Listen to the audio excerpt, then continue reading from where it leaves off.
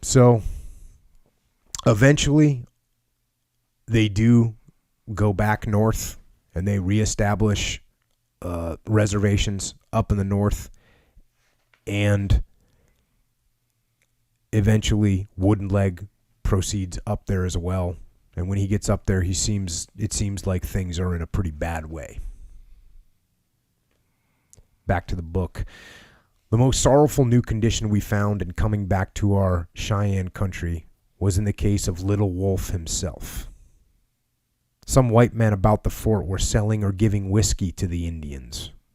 One night, Little Wolf got a bottle of whiskey, and right away he drank all of it. He went into the fort trader's store and leaned forward upon the counter. He was quiet, but he was dizzy and stumbling here and there. The trader said, "Little Wolf, you'd better go to your lodge." But he said, "No, I want to stay here."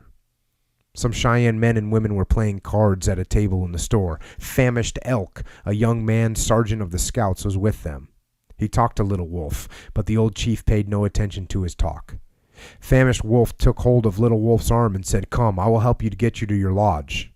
He spoke and acted respectfully, but Little Wolf was angered because of the taking hold of him. He pulled himself away. His eyes blazed like fire. He stood a moment looking at the young man. Then he said, "I will kill you." He staggered alone on out from the store. Famished Elk returned to sit in the card game. Nobody was expecting any further trouble. But not long afterward, the door was opened and Little Wolf stumbled into the room. He straightened himself out, leveled a rifle, and fired. Famished Elk sank down dead upon the floor.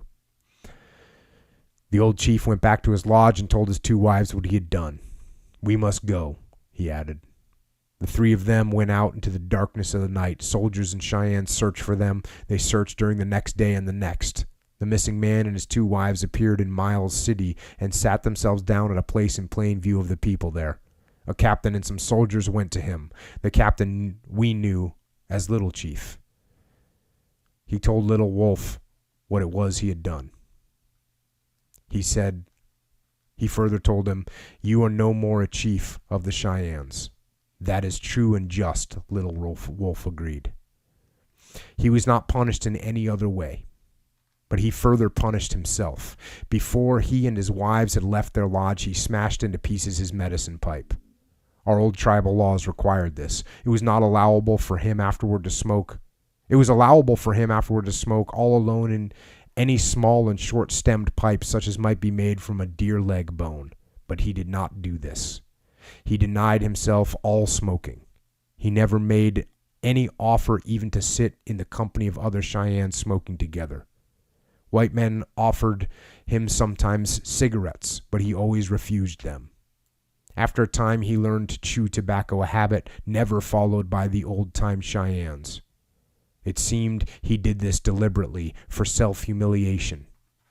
He never tried to intrude himself on any tribal public affairs. The people remembered his great services in past times, but nobody consulted him on tribal matters in present times. Truly, in every way, he was never more a chief among the Cheyennes. So, alcohol, not good for your decision-making processes.